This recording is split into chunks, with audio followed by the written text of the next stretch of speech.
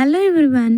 So finally నేనైతే chicken shop దగ్గరికి అయితే వచ్చేసాను. నేనైతే ఎక్కువ ఫార్మ్ దగ్గర తీసుకుంటాను. చికెన్ బోన్లెస్కి వచ్చేసి నేను పీసెస్ కూడా అన్ని మీడియం సైజులో అయితే కట్ చేపిస్తాను. అండ్ అలానే స్కిన్ కూడా తీసేసి బోన్ తీసేస్తే చాలా చాలా నీట్గా ఫ్రెష్గా కనిపిస్తుంది పికిల్ వచ్చేసి.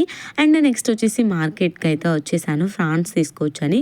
చాలా పెద్ద సైజ్ ఫ్రాన్స్ అయితే తీసుకుంటున్నాను నేను వచ్చేసి 4 కేజీస్ ఫ్రాన్స్ అయితే పికిల్ పెడదాం అనుకుంటున్నాను. సో 4 కేజీస్ ఫ్రాన్స్ అయితే చేపించడానికి ఆల్మోస్ట్ 1 to 2 hours అయితే పట్టింది. అండ్ చాలా ఫ్రెష్గా ఉన్నాయి. పీల్ కూడా రావడానికి కొంచెం లేట్ అయ్యింది.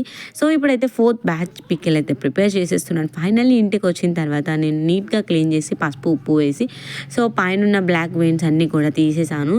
సో చాలా అంటే చాలా క్వాలిటీగా ఉంటుంది. క్వాంటిటీ విషయంలో కూడా అసలు తగ్గేదే లేదు. ఫ్రాన్స్ ఇలా వాటర్ మొత్తం ఇంకిపోయే వరకు ఫ్రై చేసిన తర్వాతే పికిల్ అనేది ఫ్రెష్గా పెడతాను. అండ్ అలానే ఫ్రాన్స్ సైజ్ కూడా చాలా పెద్దగా ఉంటుంది. అండ్ అలానే నెక్స్ట్ వచ్చేసి చికెన్ కూడా నీట్గా అయితే వాష్ చేస్తున్నాను కల్లుప్పు అండ్ అలానే పసుపు వేసి. సో 2 స్టవ్స్ పైన 2 అయితే పెట్టేశానండి. ఒక పక్కన ఫ్రాన్స్, ఒక పక్క చికెన్ అయితే కుక్ అవుతూ ఉంది. ఈలోపు నేనైతే ఆయిల్ కూడా ఫ్రెష్గా అయితే తెప్పించుకున్నానండి.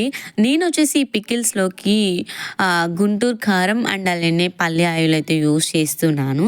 చాలా ఫ్రెష్గా ఉంటుంది. క్వాలిటీ కూడా చాలా మంచిగా ఉంటుంది. ఫైనల్లీ ఈలోపు మా క్యూటీ తల్లి చూసారా ఎంత చక్కగా లిమన్స్ అన్ని లెక్క పెట్టి ప్లేట్లో వేస్తుంది. చాలా మంచిగా అయితే హెల్ప్ చేస్తుంది. Thanks for watching.